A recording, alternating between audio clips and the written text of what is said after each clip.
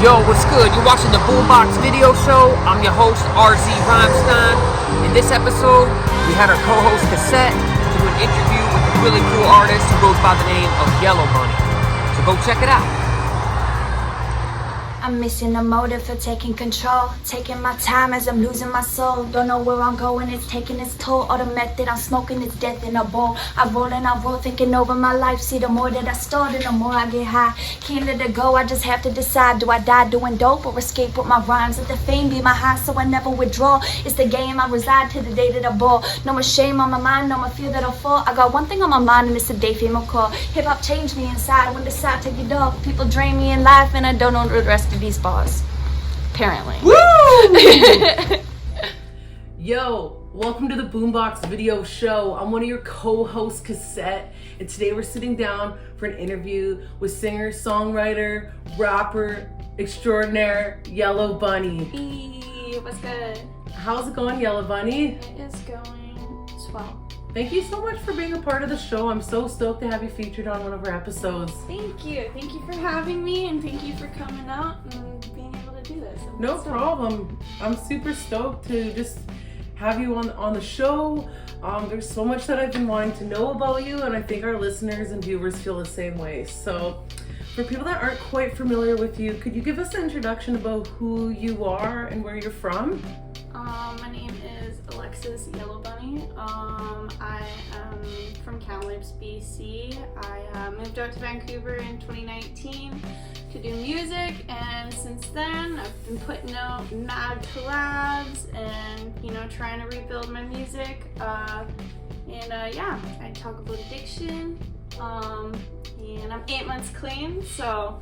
Congratulations, Yeah. that's huge. Yeah, you've been grinding heavy in the scene, so that's awesome, and it's inspirational for sure. Thank you. The women of the underground Vancouver rap scene is taking the scene by storm, and it's awesome, and it's just the beginning. So Well, I remember meeting you like fucking 2 years ago, and I was like, yo, I want to be able to perform like you. So like, you call me inspirational. You have to think when I first moved here, you were one of the first females that I got to see perform. oh, I didn't know that. Yeah, you were one of the first females, and Awesome. you fucking killed that set. It was the Prada West show. Like, It was 2 the years Prada ago. West show, yeah. That's why I wanted you to come out. So I was like, yo, it's Prada West. I know. Prada West just played, and it was funny because I kicked off the beginning of his tour that year, and then that show that I met you at was the final closing show for him. So that was a good time. I'm really happy that things are opening back up from COVID, and it's just gonna be dope shows. Like, I remember spitting bars to you in the parking lot and like you giving me tips and stuff. So it's like I know, super and cool. you were really good. Like, it was awesome. That was a really good memory. I even have photos from that. I don't know if I ever showed you, but we did a couple photos together at that show. Just a couple selfies. And Yeah, stuff. Yeah. No, I remember that. I don't have them on this phone. I got them on my phone. I'll show you them. Yeah. It's a good memory. Awesome. That's so cool. So going back to when we first met, that was a couple of years ago. Fast forward now, like we've been saying, you've been grinding consistently with videos, collaborations, interviews, shows. Can you just give me a little bit of a backstory on how you pursued your musical career and how it all started from the young YellowBunny to the YellowBunny you are today? Well, young YellowBunny wanted to be a pop star, but naturally not the sweetest voice. And so like when I was like 12, 13, I was listening to like, much music, mainstream music and stuff. Nicki Minaj, Super Bass. We had J. Cole coming out. We had Kendrick Lamar Swimming Pool. So like when I realized that I could still make music without necessarily having to have like the greatest singing voice and still like write a story and put it to music and it sound good and people listen, I was like, shit, like I kind of want to do this rap stuff. Like this seems cool. And then like I got introduced to a few people in the Kamloops underground scene, if that's even what you want to call it. And yeah, I started doing that in my spare time, like when I was bored and used to do drugs and shit. I used to sit there and write a lot. Yeah. And then like it wasn't until I was I was 17 when my friend passed away and I was in treatment, but I wanted to write a song for her. So on her 2-year anniversary, I wrote a song for her called Too Good To Go. Okay. And that was the first song I put out. And then I had it out for like a month. And then I randomly messaged Easy Mac on Facebook or on Instagram. And he checked out that song. He was like, hey, you're actually half decent. Like, nice. Come work. And I was like, okay. I literally like 2 months, like within like that month, I'm pretty sure I packed up like a suitcase and I moved in with my sister. I was like, I'm gonna move to Vancouver and be a rapper. Like, that's literally. So you guys, for people that don't know, YellowBunny actually collaborated with Easy Mac. Yeah, it was my first collab, and I only had 2 songs out before I ever did that. So it was like super early on. Like I only released music. Which date is it? So it would have been the January 7th of 2019. I released my first song, and by March 2019, I had a song with Easy Mac. Wow, I mean that's a pretty good first collab. Yeah. Not too shabby if you ask me. Like Easy Mac's blowing up for sure, so that's really dope. Yeah. And obviously that must have been a confidence boost, right? To have someone at that caliber want to work with you, thinks you're good, you know? Yeah, straight up. It definitely was a lot of pressure too, because having someone release a song like that and right away it has like 200,000 views and people are like, who's this YellowBunny Totally. girl? Like, yeah, definitely like really opened my eyes to what my own music could be, not just like collabs, right? Like, yeah, I could see that pressure because, you know, that's kind of where you first expose yourself to an audience. People are asking about you, so you're going to want to try to build from that, right? Especially with that many views. I could see where you're coming from. Yeah, and with someone with like very little information, like Kamloops doesn't have like a huge rap scene. Like it's all full of DJs and like EDM people, so like you're not really gonna learn the business side of music from a DJ high on ketamine. So well, actually, our last episode we had Slum Glutton. We interviewed Slum Glutton, and he's also from Kamloops. So yeah. Shout out to Slum Glutton. Hey, shout out Slum Glutton. Guess we're putting Kamloops on the scene a little bit there. Awesome. So what I wanted to let you guys know, if you weren't aware, that YellowBunny helped co-direct one of my videos called Paid Now. It's very obvious that you're multi-talented and you have a really good eye for the art form. You're naturally creative. So what I was curious about is, did you have a group of mentors that helped guide you into developing your craft, or would you say this skill set of your singing, your rapping has been completely self-taught?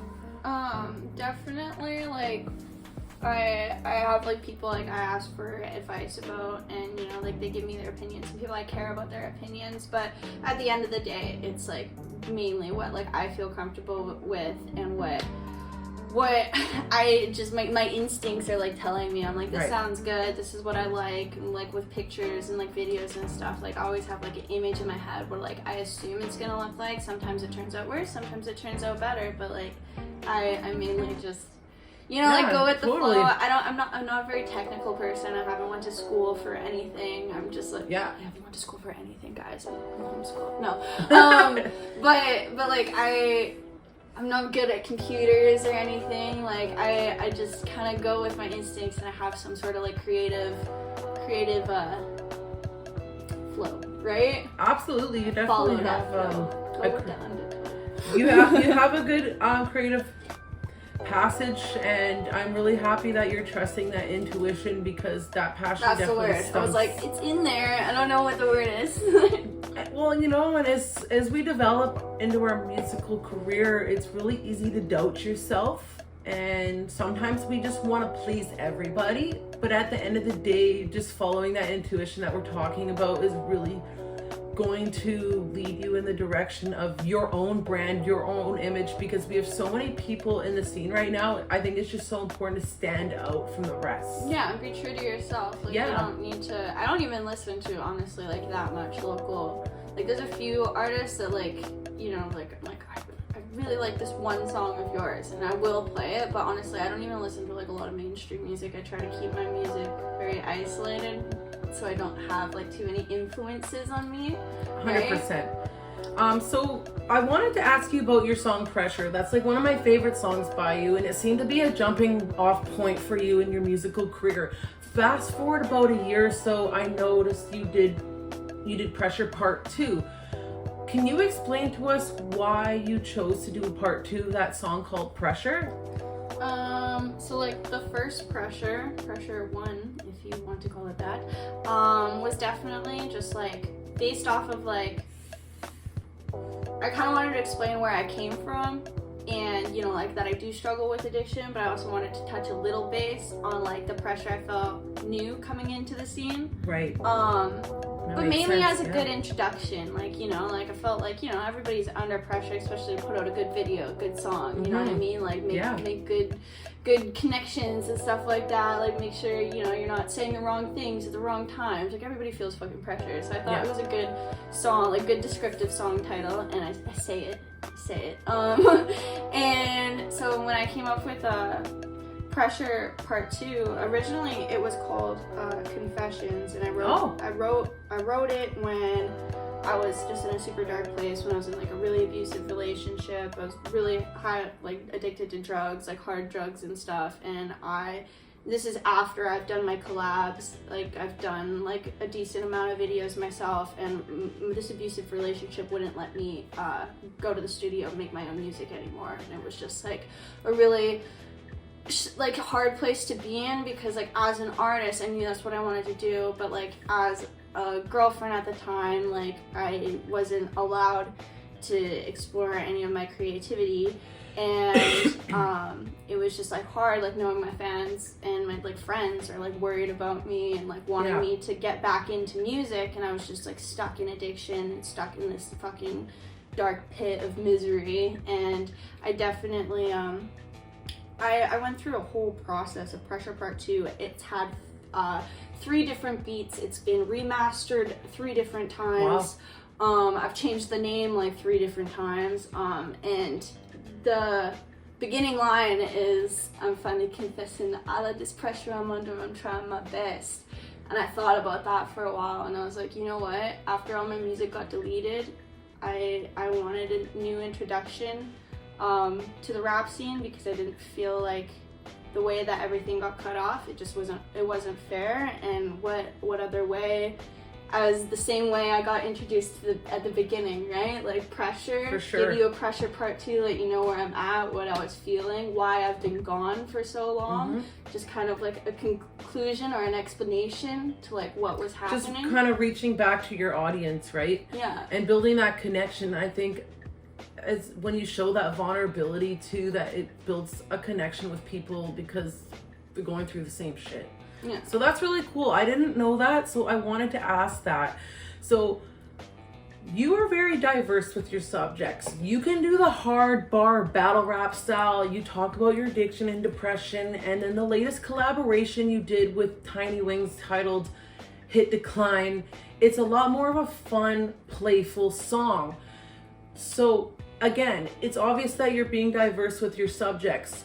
Where do you want to go in terms of directions of your style and your subject matter moving forward? I really love the collabs. I think having that introduction of just having like a really dope first collab. I really like the idea of being as diverse as possible and as fitting to their song as possible when I can get a collab down. It gives me freedom to do kind of whatever I'm scared to do myself, but like with my own music, I definitely have a message and I have a story that I'm trying to portray. So like the reason I consider myself an artist because those collabs are like really what gets me to experiment more, but it's my own shit that like I really like dial down and try to be like different and get my message across properly. So what I'm hearing is you're also adapting and fitting with your collaborations, but you're also bringing your same flavor and story to the table, right? Yeah, I try. A lot of the time, like especially with collabs, I try not to tell too much about myself because it is their song. Yeah. At the end of the day, it is their song, and I'm trying to add to their song, not make it my. Yeah, like, obviously, like make the verse my own. I'm writing it. It's gonna be my own either way, right? But yeah, I try to have more of like a mainstream mindset when it comes to like other collabs, where I'm like, okay, this is what they're writing about, so I'm gonna come at it on this angle, and I'm gonna give them like different, something they won't expect. And then with my shit, I definitely just have more of a storyline where I'm like, when I think of a topic of a song, I'm really gonna try to ride with that, and a lot of my stuff is kind of sad. Yeah, well, it's obviously an incredible musical outlet and people are loving it. It's personally, in my opinion, refreshing because we're not seeing that enough. So daps for that. Thank you. What I'm always curious about when I talk to other artists Can we switch? is I want to know people's creative process. I'm so curious to know about that, from visualizing a body of work to actually materializing that into a track. So if you could share with us what your creative process is from start to finish and how you are making your music. I hate listening to beats. You hate listening to sifting through the beats? Sifting through beats. But so like I go through phases where like 1 week I'll get like really productive. Like this last couple of weeks have been really productive. But I go through phases, and sometimes I don't write for like 2 months, but I have a bunch of half write-ins. And then I'll get like drawn to the idea of like going through my book, and I'm like, okay, what is usable here? And sometimes there is shit that's like half done, or like one verse. I'm like, why didn't I make a song out of that? Yeah. But once I actually have a song in plan, the thing is I hyper focus on that one song. I'm like, okay, so now we have to figure out mastering, we gotta figure out we gotta figure out mixing and mastering, we gotta figure out a video, we gotta figure out cover art, when am I gonna release it? And I get so hyper focused on that it takes away from me actually writing for a while. So I'm very like, it's funny, like now that I have an upcoming song too, which means song at the same time, bitch. Yeah. And I still like but like when I was working on Bubblegum and shit, I was like, it wasn't until yesterday that, or like 2 days ago, that I was like, shit, what's coming after this? Like, it's dropping in 2 weeks. What the fuck's coming after this? And I think this is the first time that I've caught myself before I've actually dropped the song. Right. It's usually after I drop the song where I'm like, what do I have next? I know, it's always that battle, right? People have like shit in their caliber where they're constantly writing. They have like, you know, songs in their fucking shit. And like, no, I get like when I have like one song, I'm like, I want to release this. I'm a hyper focus, and then. Well, you know what? In my opinion, it's quality over quantity, and I think a lot of people can relate to, you know, half-written songs, half-done songs, and there's so many things behind a piece of work that people don't understand. Like you were saying, the video, the mixing and mastering, constructing a well-cohesive song, the cover art, the promo, exactly. It's a the lot money, of work. the money. Yeah. Oh yeah, that too. Okay, guys, I don't think you realize this. It cost me like on average like at least $350 or something to put out a song with a video. At least $350 to like $500, okay? I've made $5 from the fucking video, okay? So I'm doing this strictly out of love. Support the love. Support the love. Like, I know. Like, I'm not. A lot of people don't realize that there's a big financial strain that goes behind it. So. Especially if you want quality. If you want quality, not half-assing that kind of stuff. And you want the creative freedom too, right? Like. Yeah, no, 100%. Well, you've been making great videos and great quality content, and for listeners that want to find your music, how can people find your music and your social media handles? Let us know. YellowBunny for real on Instagram. That's a number 4, YellowBunny for real, because this is me for real. And then everything else is official YellowBunny, but I'm sure if you just type in YellowBunny, I'll pop up. Yeah. So that's YellowBunny, just how you spell it. And by the time this is out, YellowBunny's gonna have her video called Bubblegum out. Check that out. That is directed by Yanni Boy. Shout out to Yanni Boy. Creative directed by me, completely. First video, front to back, 8A. So make sure that you check that out, and like we were saying, we put a lot of time and effort to it. So if you can support back, You know what? The way I see it, each view is $1 in my mind. That's a good way of looking at it. Each view is $1 in my mind, okay? So I appreciate you for watching. Absolutely. So I just want to thank you again for taking the time to talk to us and being a part of the Boombox Video Show. I personally chose to interview you because I deeply believe in your craft. I think you're extremely talented, and this is just the beginning. I know. It's just the beginning. I know. So I'm excited. Are you guys excited? It's only up from here. Yeah. Okay, peace out. Peace out, guys. Thank you again for watching. We'll talk to you later. Like and subscribe. Like and subscribe. Likewise.